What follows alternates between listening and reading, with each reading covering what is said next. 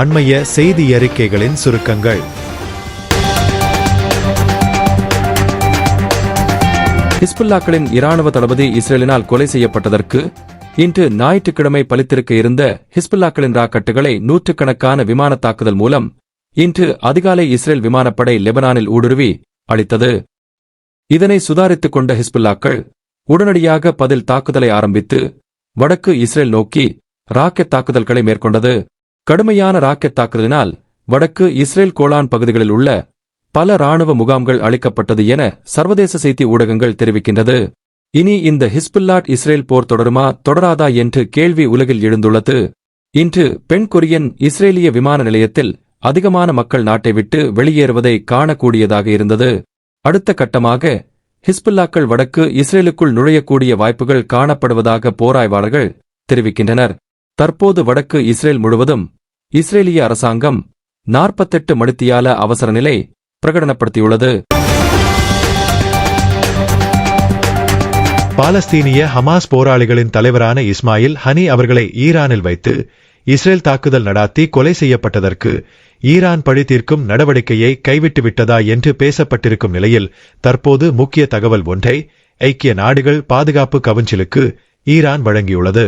அதாவது பாலஸ்தீனிய இஸ்ரேல் சமாதான பேச்சுவார்த்தைகளுக்கும் ஈரானாகிய எங்களுக்கும் இடையில் எந்த சம்பந்தமும் கிடையாது. எங்கள் நாட்டில் புதிய ஜனாதிபதி பதவி பிரமாணம் செய்யும் போது நாங்கள் அழைத்த விருந்தாளியான இஸ்மாயில் ஹனியாவை எங்கள் நாட்டிற்கு உள்ளே வந்து ராக்கெட் தாக்குதல் மூலம் ஹனியா அவர்களை கொலை செய்தமை ஈரானாகிய எங்களுக்கு அவமானத்தை தந்துள்ளது. ஆகவே இது நிச்சயம் பழி தீர்க்கப்படும் என குறிப்பிட்டார். மேலும் அவர் குறிப்பிடுகையில் ஈரான் இஸ்ரேலை நோக்கி ராக்கெட் தாக்குதலே நடாத்தப்படும் என எதிர்பார்க்க வேண்டாம், அது தரை வழி தாக்குதலாகவும் இருக்க முடியும் என்று தெரிவித்திருக்கின்றார்.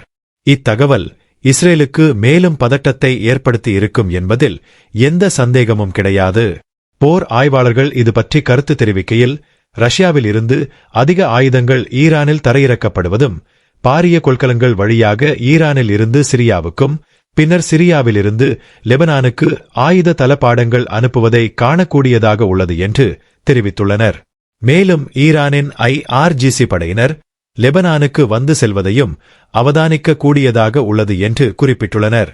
எனவே இஸ்ரேல் பாரிய தாக்குதலுக்கு உள்ளாகக்கூடிய வாய்ப்புகள் உள்ளது என்றும், குறிப்பாக ஈரான் பாரிய தாக்குதல் மேற்கொள்ளும் போது சிரியா மற்றும் லெபனான் ஹிஸ்புல்லா குழுக்களும் வடக்கு இஸ்ரேலில் நுழைந்து அப்பிரதேசத்தையே கைப்பற்றக்கூடிய வாய்ப்புகள் நிலவி வருவதாக கருத்துக்கள் தெரிவிக்கப்படுகின்றது.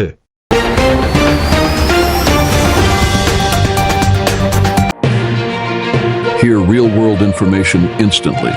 News Global Library.